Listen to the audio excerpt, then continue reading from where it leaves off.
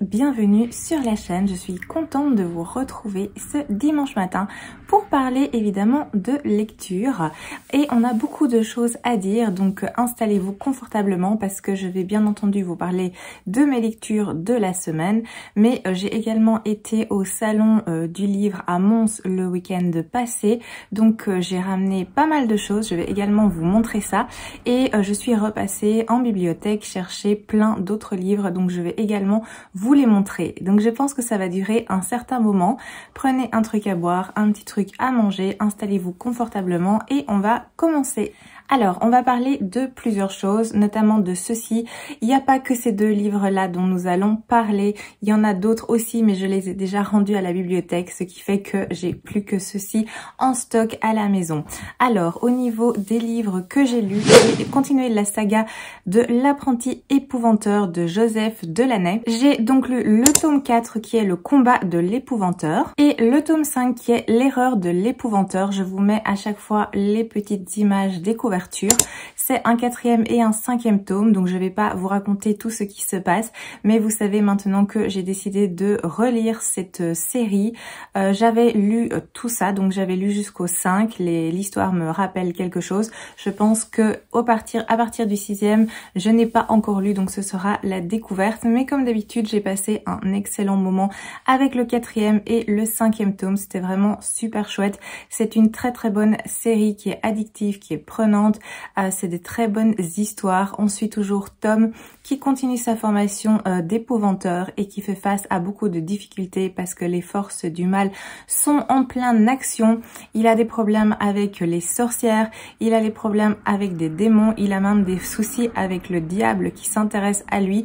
Donc on avance de plus en plus dans cette histoire qui est passionnante. On va en apprendre aussi un petit peu plus sur le personnage d'Alice, sur le personnage de l'épouvanteur. Tout est vraiment bien construit, tout est bien structuré, c'est vraiment très agréable à lire et je vous recommande grandement. Donc voici pour ces deux premières lectures. Je vais pas m'étendre plus vu que comme c'est un tome 4 et un tome 5, je vais pas vous faire un résumé du livre en lui-même. Alors ensuite j'ai terminé Opération Sabine qui est en fait un premier tome qui est écrit par Nicolas Texier aux éditions Les Moutons Électriques. Dans cette histoire, nous sommes à Londres en 1937 et on va suivre un enchanteur qui s'appelle Carole et son domestique qui s'appelle Julius. En fait, ils vont être recrutés par un service d'espionnage afin d'exfiltrer un savant vénitien dont les travaux qui concernent tout ce qui est en rapport avec les atomes risquent de bouleverser le monde.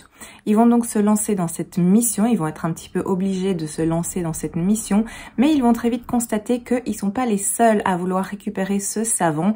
Il y a d'autres personnes, d'autres groupes, d'autres puissances qui cherchent également à mettre la main sur ce personnage. Donc ça complique un petit peu les choses. Ça c'est au niveau du résumé. Et c'est vrai que j'étais très tentée par cette histoire parce que ça combinait justement des services secrets, de la magie, des aventures. Il y avait aussi des créatures fantastiques, donc c'était un mélange qui avait l'air très intéressant. Mais j'avoue que j'ai eu beaucoup de mal à m'immerger dans ce récit. J'ai terminé le livre, mais franchement je me suis accrochée pour le terminer parce que j'étais souvent à deux doigts de l'abandonner. L'histoire en fait nous est narrée par le personnage de Julius, qui est un personnage que j'ai beaucoup aimé, donc ça a joué aussi dans la poursuite de la lecture parce que je l'ai beaucoup apprécié, plus que le personnage de Carole. On nous explique que Julius est un ancien soldat très expérimenté, qui est débrouillard, qui est réfléchi, qui est assez solide, qui est fort, qui prend des initiatives, qui a beaucoup d'humour aussi. Et à côté de ce personnage de Julius, le personnage de Carole, lui, semble extrêmement fade. C'est un peu tout le contraire. C'est un personnage qu'il faut constamment tirer en avant, qu'il faut rassurer, qu'il faut pousser. Bref, c'est pas un personnage que j'ai apprécié. J'ai bien aimé l'univers de la lecture, donc j'ai apprécié l'idée d'être justement dans une Europe où la magie côtoie la modernité, où il y a également des créatures magiques telles que des magiciens déjà, des trolls, des ogres, des fées, plein de créatures de ce genre. Donc j'ai bien aimé ce mélange qui passe très bien. Il y a par contre des longueurs, il y a aussi des lenteurs malgré tout ce qui se passe parce qu'il y a beaucoup d'action, il y a beaucoup d'aventures, il y a beaucoup de choses qui bougent en fait dans cette lecture et malgré tous ces éléments qui rythment, j'ai malgré tout trouvé pas mal de longueur. Donc c'était un peu frustrant, je dois bien l'avouer. Il y a aussi le côté compliqué dans le sens où l'histoire par moment est difficile à suivre. Je pense que ça tient de la narration. Les phrases sont très longues, ce qui rend le texte assez confus parfois. Donc tout ça ne joue pas en faveur évidemment de l'histoire. Moi, ça m'a un petit peu bloqué par moment justement. Donc dans son ensemble, une lecture mitigée, mais intéressante malgré tout. Mais je pense pas que je lirai la suite. Je pense que le premier tome m'a suffi parce qu'il y a quand même eu trop de choses qui ont un petit peu bloqué ma lecture et qui m'ont pas donné suffisamment envie de poursuivre. Alors j'ai également lu celui-ci, donc La Malédiction de Satapour. Je l'ai écouté en audio et ça a été assez vite. Ça m'a pris que quelques jours. Au final, c'est écrit par Sujata Massey et c'est une enquête de Pervin Mistry aux éditions Charleston Poche. C'est donc une série de Cozy Mystery qui se passe en Inde en 1921. Donc j'étais assez curieuse de découvrir ce style de Cozy Mystery. Alors on va suivre, comme je vous l'ai dit, le personnage de Pervin Mistry qui est en fait la toute première avocate en Inde. On est évidemment il y a un petit moment, on est en 1921 comme je vous l'ai dit, et elle va devoir se rendre auprès de la famille royale de Satapour car cette famille royale semble victime d'une malédiction, dans le sens où le Maharaja et son fils aîné sont tous les deux morts de façon rapprochée et dans des circonstances très étranges. La Mahari douanière et sa belle-fille sont en conflit et elles se disputent constamment au sujet du prince héritier. Donc il reste un enfant, un prince et il y a des conflits par rapport à son éducation, etc. Donc étant une femme, Pervin est la seule à pouvoir se rendre sur place afin d'enquêter, étant donné que vu qu'il reste que des femmes et un jeune enfant au palais, les hommes ne peuvent pas être en contact avec ces femmes, donc la mère du Maharaja défunt et sa femme. Donc c'est elle qui est envoyée et qui va décider et voir un petit peu ce qui se passe, voir ce qui est le mieux pour le jeune prince héritier et essayer d'un petit peu découvrir ce qui se passe exactement dans cette famille royale, dans ce palais. Ça c'est pour l'histoire et j'ai en fait vu que c'était le second tome de cette série. Je savais pas, je pensais que c'était le premier tome, en fait pas du tout. C'est le deuxième, mais cela n'a absolument pas gêné ma lecture. Il est tout à fait possible de les lire dans un autre sens. J'ai très bien compris où on était, comment ça se passait. Il n'y a pas non plus beaucoup d'informations concernant le personnage principal de Pervin. On nous raconte un petit peu sa famille, sa situation, mais franchement, il n'y a pas un manque en fait par rapport au précédent tome, donc il n'y a pas eu de soucis au niveau de ma lecture et de ma bonne compréhension. Ce fut une lecture intéressante car elle nous présente les conditions de la femme en Inde à cette époque. Donc c'était sympa de découvrir cela. Ça parle aussi des différences de classe, des différences de caste. Donc tout ça, c'est un aspect, une thématique aussi intéressante. Le cadre est très agréable car on va voyager avec le personnage de Pervin. On va voyager en Inde. L'histoire se passe principalement au fin fond de la jungle dans ce palais. Donc c'est un genre de huis clos malgré tout.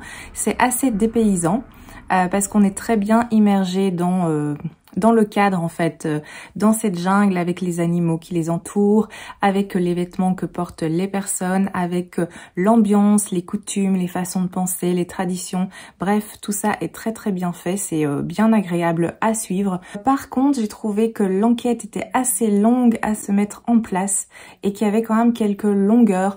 On passe beaucoup de temps à voyager, à se balader avant de vraiment commencer et entamer l'enquête, qui est quand même très intrigante, très sympathique, je vous en dis pas plus, mais j'ai beaucoup apprécié l'enquête. C'est dommage qu'elle arrive justement un petit peu trop tard, plus dans la seconde partie de cette lecture. C'est quand même un livre qui est assez épais parce que malgré tout, il fait plus de 500 pages. Donc voilà, j'attendais vraiment que quelque chose commence et on flânait un petit peu plus. Donc voilà, il y a ce petit problème de rythme, mais j'ai passé quand même un agréable moment. Je sais pas si je vais poursuivre la série, en tout cas pas tout de suite, c'est pas prévu pour le moment, pourquoi pas pour plus tard. Alors j'ai également lu celui-ci qui est La Cour des Ténèbres, donc la série Vampiria. C'est le premier tome de la trilogie de Victor Dixon. C'est un livre qui est aux éditions Robert Laffont. Et j'avais hâte de découvrir cette lecture parce que j'en avais entendu beaucoup de bien. Ça, c'est une lecture qui est dans mon énorme palle d'automne, donc j'ai pu avancer et elle commence à se vider tout doucement.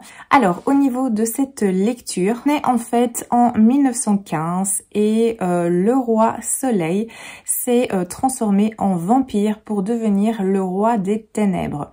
Et depuis, il règne en tyran, en despote sur le royaume de Vampiria.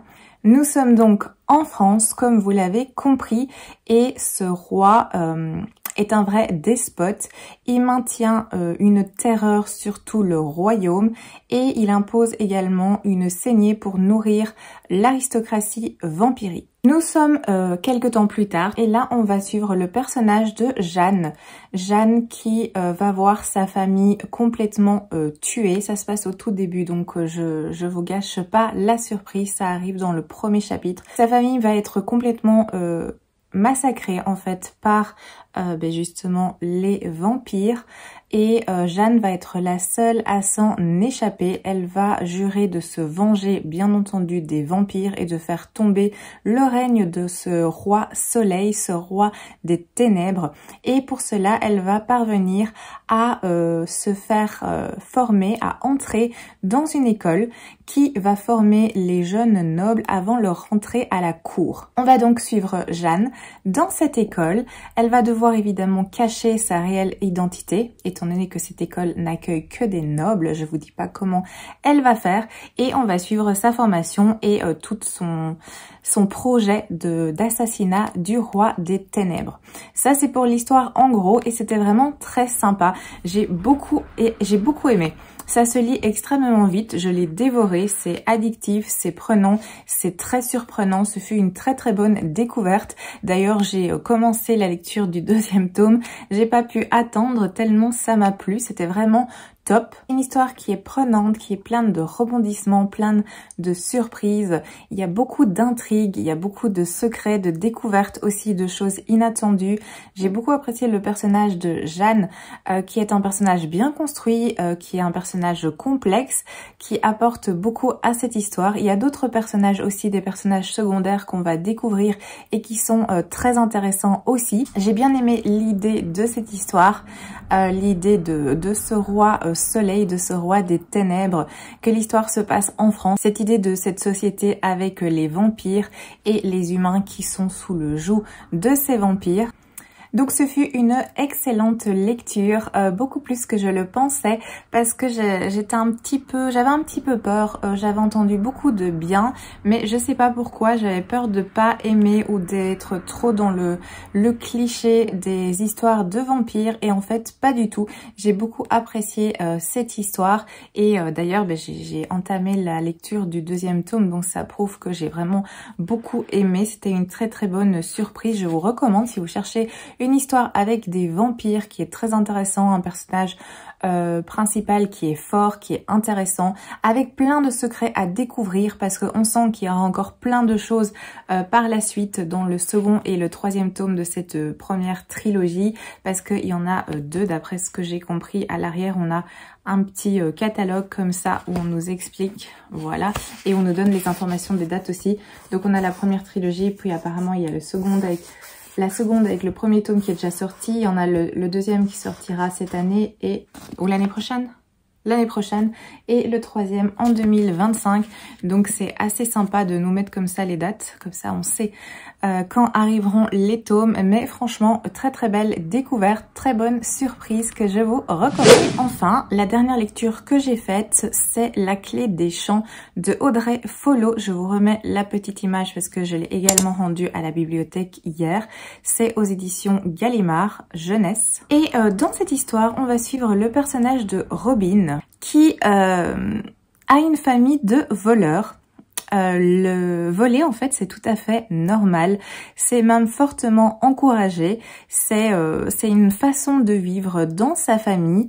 Et c'est tout à fait normal. Donc il y a quand même une pression assez importante qui pèse sur elle parce que ses parents la poussent évidemment à être une voleuse douée.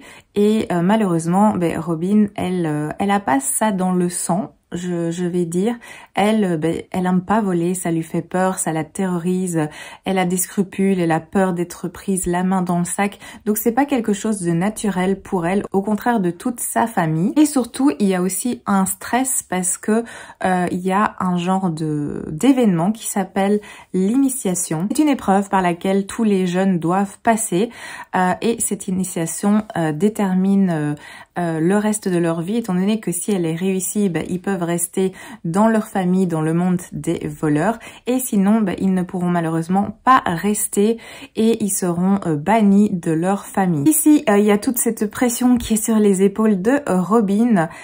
Son initiation approche, elle a pas la fibre du voleur et ses parents, évidemment, s'inquiètent pas mal par rapport à ça.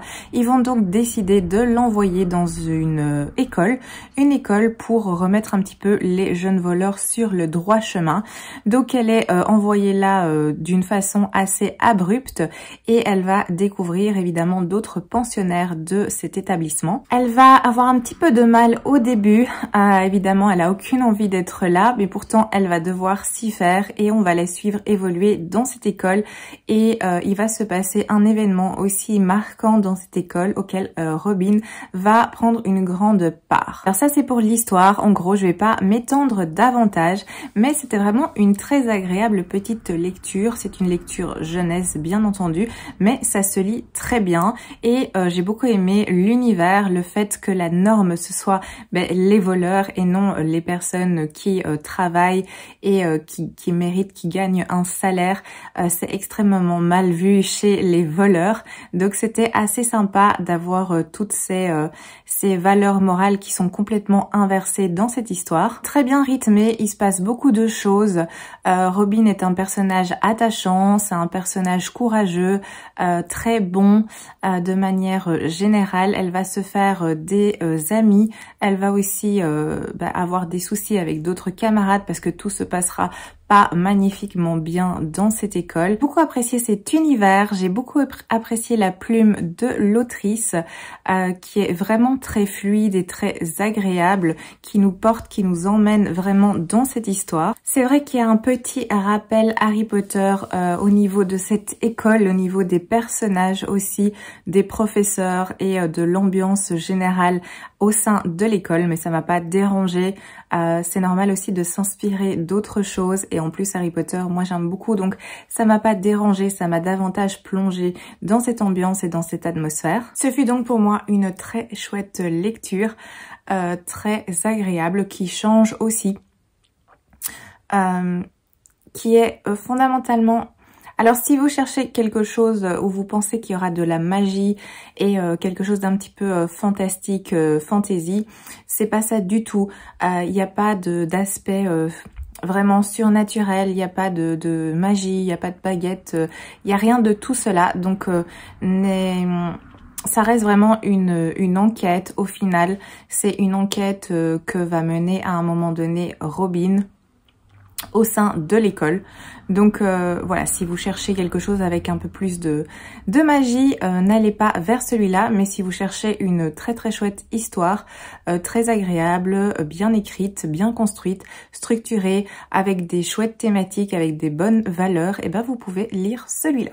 Alors voilà, on a fait le tour de mes lectures de cette semaine. J'ai commencé évidemment certaines lectures, je vais vous montrer ça. Il y en a certaines que vous avez déjà vues parce que je suis toujours dans ces lectures. Alors je continue évidemment Le Tueur intime de Claire Favant aux éditions Pocket. J'avance, je suis à 35% environ. C'est un livre qui fait 700 pages et je suis à 250 environ. C'est sympa. Franchement, j'avance bien. Il y a pas mal de violence, donc faites attention. C'est assez dur par moment. Donc si vous aimez pas trop cet aspect, peut-être pas vous diriger vers celui-ci. Mais moi, je vais continuer cette lecture. Comme je vous l'ai dit, j'ai commencé le deuxième tome, La Cour des Miracles. Qui est celui-ci de Victor Dixon. Je suis au début, j'ai lu une cinquantaine de pages, oui je suis à la page 53, donc j'ai à peine commencé, mais je sais que ça va se lire vite, tout comme le premier, il n'y a pas de raison que ça change, donc je pourrais à mon avis vous en parler d'ici la semaine prochaine. Je suis toujours dans l'Empire du Vampire de G. Christophe, j'ai lu une centaine de pages, je suis au chapitre 9, ça fait 120 pages, j'avance doucement, mais c'est vrai que je voulais terminer les livres de l'épouvanteur que j'avais en ma possession parce que je devais aller les rendre à la bibliothèque, donc j'ai un petit peu mis cela en avant, mais j'aime vraiment beaucoup cette histoire, donc je vais un petit peu plus l'avancer la semaine qui vient. J'ai également commencé celui-ci que j'ai été emprunté à la bibliothèque hier, c'est Les Errantes de Jo Witek, c'est aux éditions... C'est une bonne question.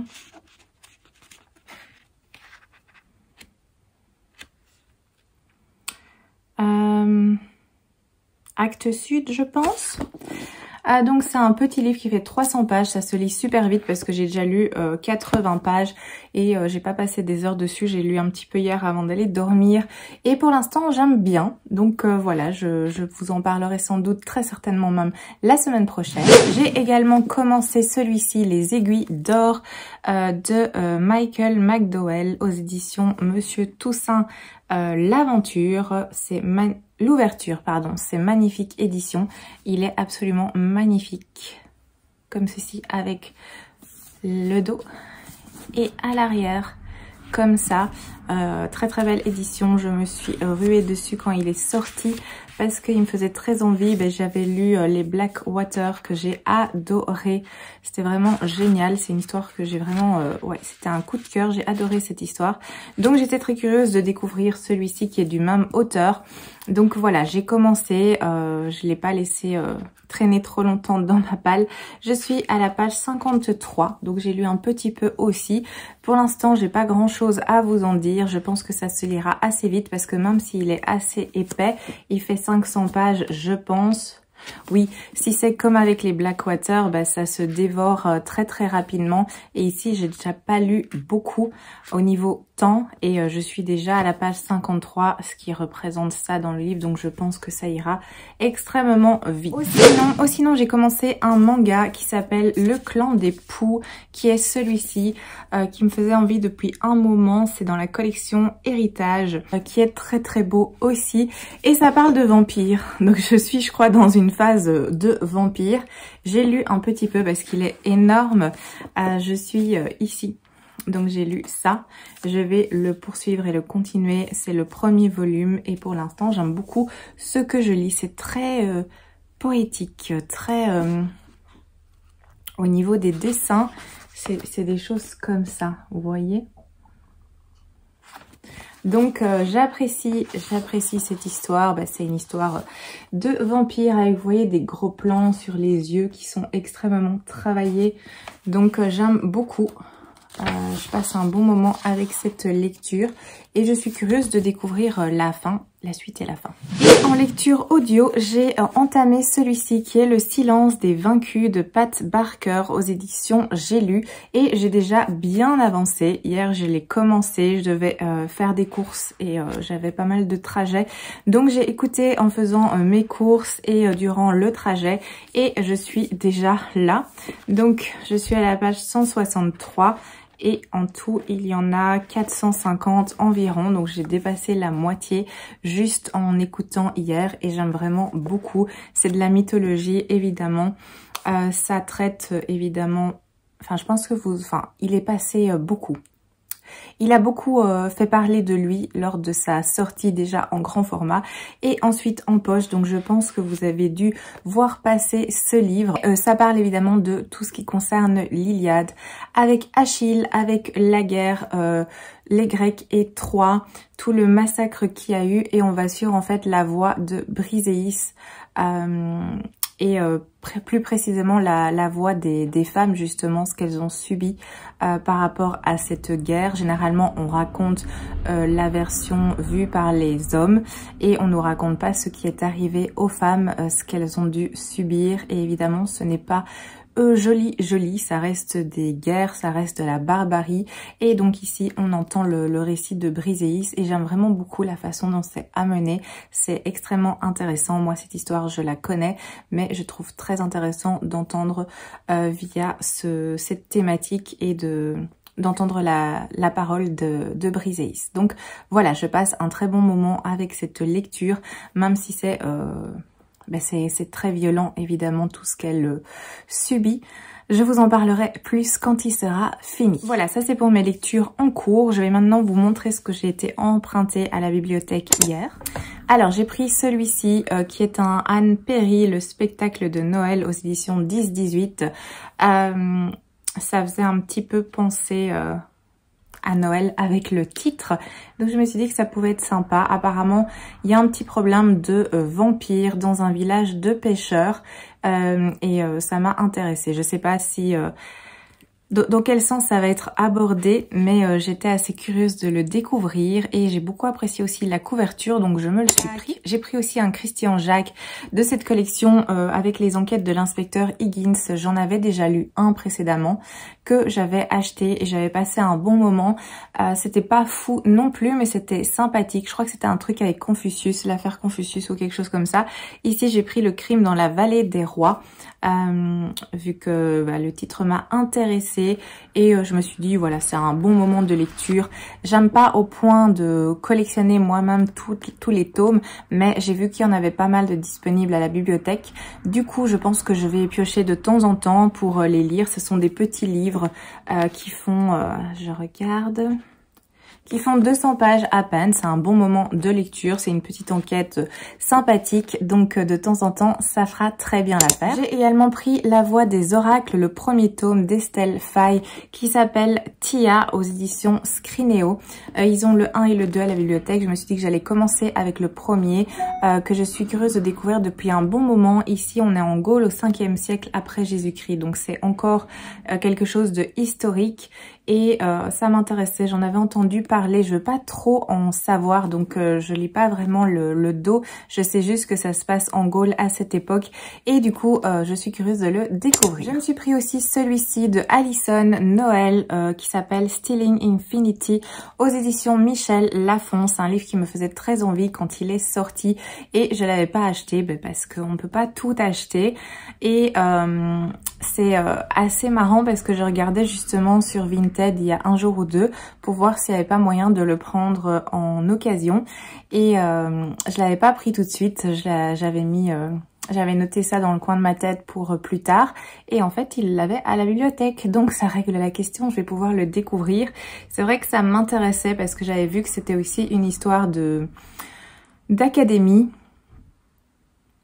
où il y a un personnage qui apparemment a un don, et son don ce serait de voyager dans le temps. Donc c'est des thématiques qui m'intéressent et je suis très curieuse de le découvrir. Je pense que ça va se lire assez bien, en tout cas j'espère. Donc il y a celui-ci que j'ai emprunté. J'ai aussi pris La Cité du Savoir aux éditions Scrinéo aussi. C'est écrit par Nadia Coste. Ça c'est un livre que je vous avais même présenté dans une de mes vidéos où je vous parle des sorties du mois de, je sais plus, mois de mai peut-être. Et je l'avais noté parce que il m'intéressait. Ça se passe évidemment en Grèce et le titre, en tout cas le petit sous-titre à l'arrière, c'est Imaginer un monde où la magie tire son pouvoir des mots. Donc ce rapport avec les mots qui auraient un sens, un pouvoir magique m'avait intéressée. Je sais qu'on va suivre deux personnages. C'était Sophia qui veut intégrer une école qui est la Cité du Savoir pour apprendre à maîtriser la magie des mots.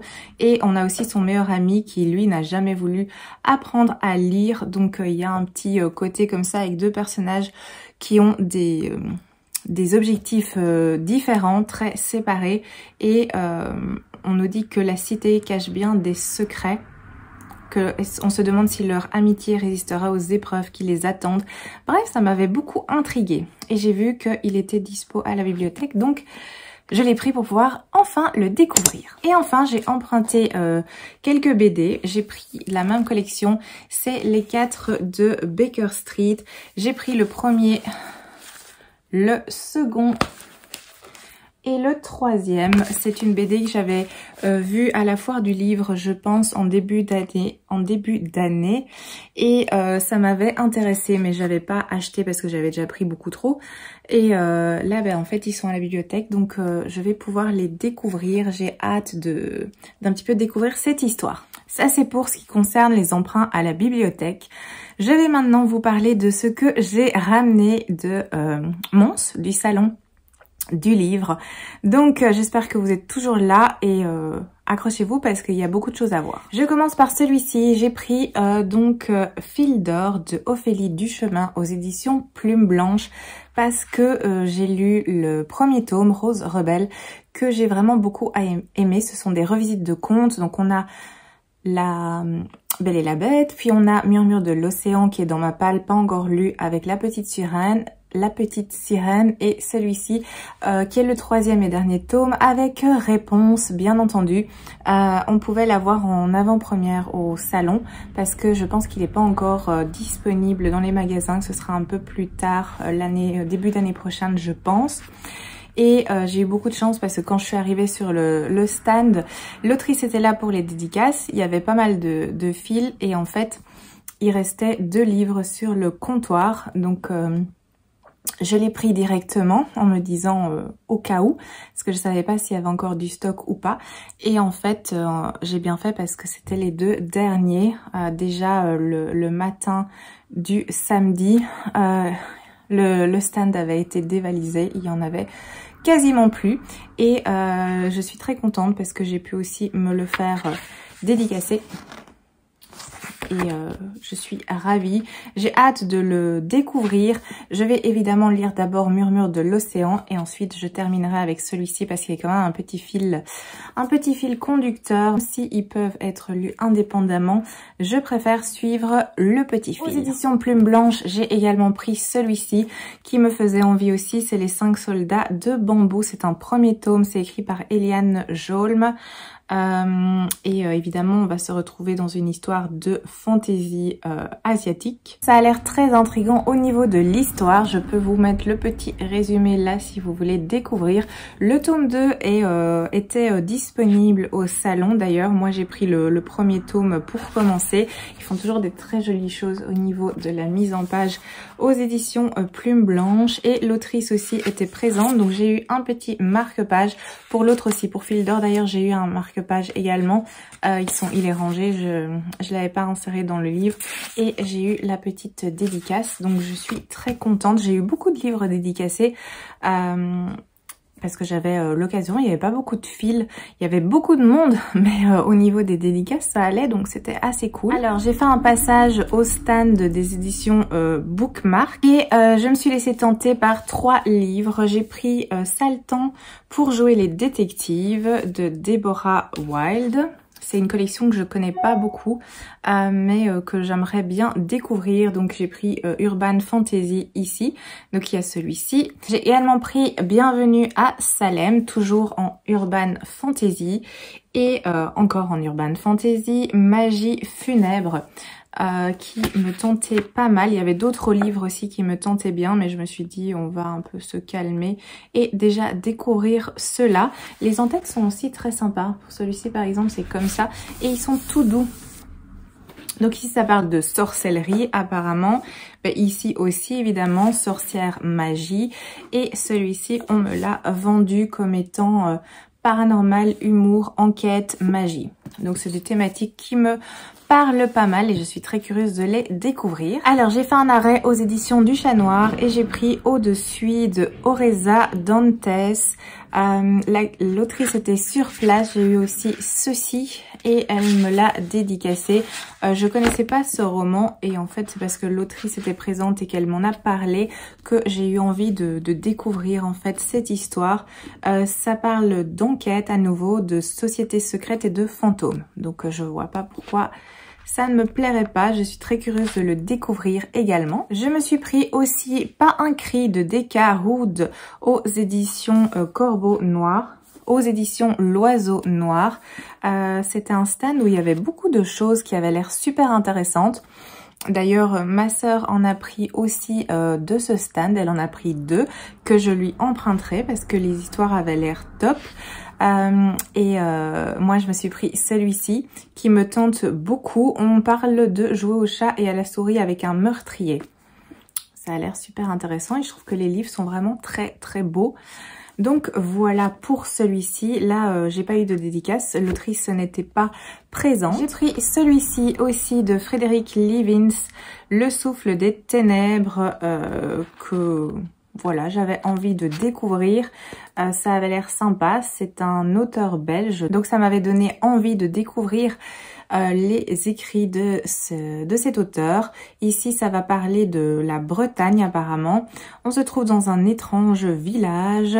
On va découvrir les ruines d'un vieux château et les villageois sont un petit peu craintifs.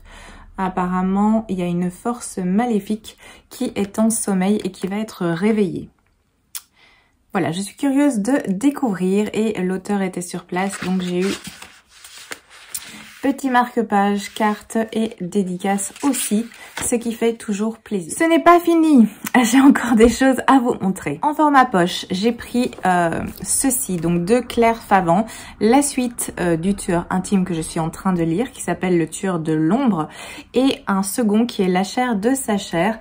Claire Favant était sur place, donc j'ai pu avoir tac tac tac la dédicace pour les 2, donc je suis très contente. Comme ça je vais pouvoir continuer une fois que j'aurai fini Le tueur intime, et celui-ci j'avais déjà été tentée de l'acheter il y a un petit moment, donc pourquoi pas le lire pas trop tardivement. J'ai également pris ceci, donc dans ce joli coffret qui est Le sang des princes, donc il y a 2 tomes.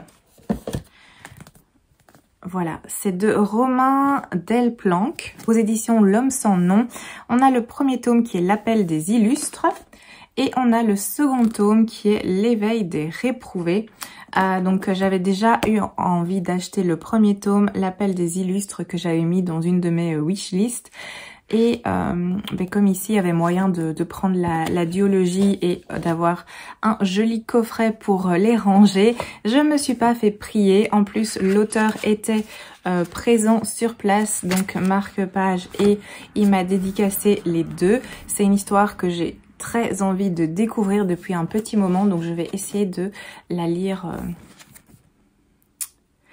assez vite, de pas la faire traîner dans ma palle. Alors ensuite j'ai pris celui-ci, je connaissais pas du tout, c'est aux éditions Raven et c'est en faisant la file pour une dédicace que j'ai vu les livres sur le comptoir de ce stand, et c'est vrai que la couverture m'a interpellée et le titre aussi, Le royaume d'Algirnaram. C'est un premier tome qui s'appelle L'envers de Cristal Gribonval. M'intéressait, j'arrêtais pas d'un petit peu regarder pour essayer d'un petit peu lire et voir ce qu'il y avait sur ce stand. Donc après j'y suis allée et l'autrice m'a un petit peu expliqué de quoi parlait cette lecture. Ça avait l'air vraiment très sympa. On parle de prêtresses, de tantes, de grandes déesses de la mer, d'une menace qui arrive, de dons, de visions et d'oracles, etc. Donc je l'ai pris, j'ai pris le premier tome, j'ai eu le marque-page et j'ai eu la petite dédicace aussi. Aussi un livre que je suis curieuse de découvrir. Et le dernier, je me suis pris celui-ci qui est La Cité des Sangs Purs, qui est une intégrale de Lucie Chaponnet, qui est un livre absolument magnifique et qui me tentait beaucoup. Je n'ai plus en tête le résumé, mais ça parlait de mages, si je me souviens bien.